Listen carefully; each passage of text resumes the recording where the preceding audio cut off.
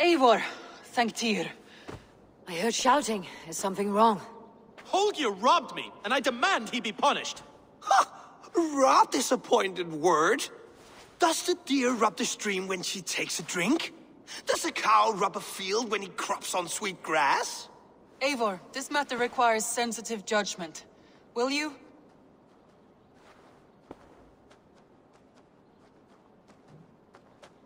Of course.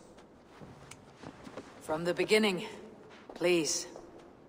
Well now, there is no excuse too small, I see. Nothing to keep you from coveting that seat, is there? In Sigurd's absence, who has better claim to oversee these disputes? You might leave them to work it out for themselves, but that would mean letting go, would it not?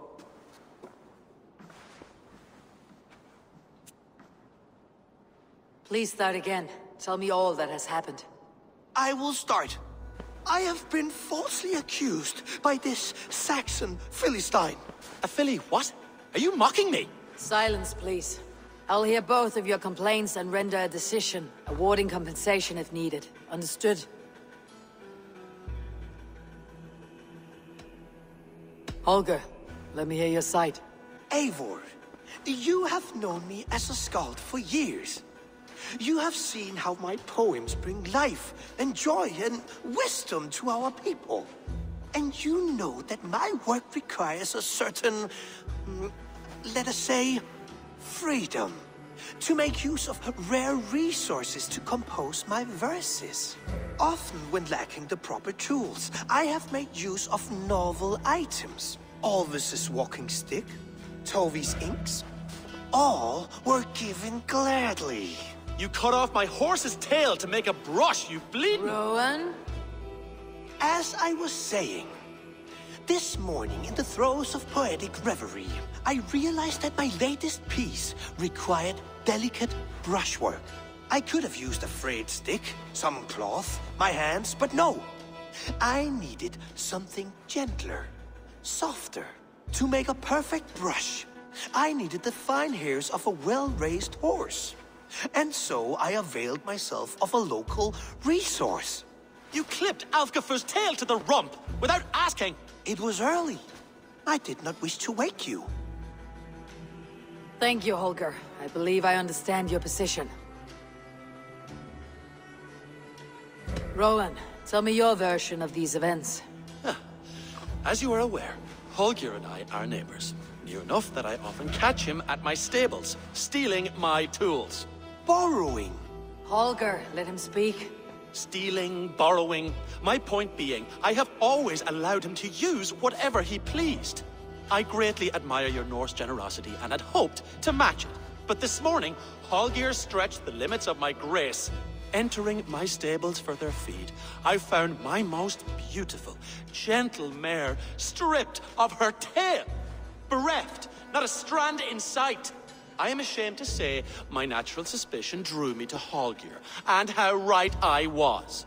For when I peered across the lane, there he was, gripping a horsetail brush slathered with indigo, dragging it across a sheet of... Painting, Rowan. I was painting. You make it sound so crude. You see? Such willful arrogance. It will take ages for Ilgafur's tail to reach its former length. I demand compensation. I understand. Thank you, Rowan.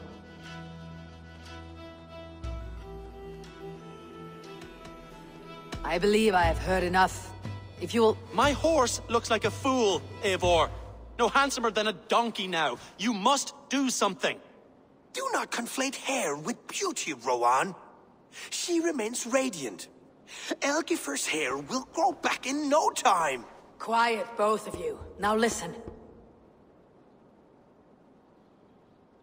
Holger, Rowan is clearly in the right. You sheared the tail from his horse without gaining permission. I borrowed the tail. Borrowed! Does the reality of regrowth not make this a victimless crime? It is a two-victim crime, Holger. Though they are unharmed, you took without asking, and that will not do. As the horse's value has diminished significantly, you will pay Rowan its market price. But the horse was not for sale. Rowan, admit it. My decision is final, Holger. Pay what you owe and meet tomorrow as friends. And if I do? May I keep the horse? Pay the man and be done with it. Rowan, does this satisfy you? It does. Thank you, Eivor. Good. Then by Tyr's blessing, let this matter rest. We are done here. Return to your homes in peace.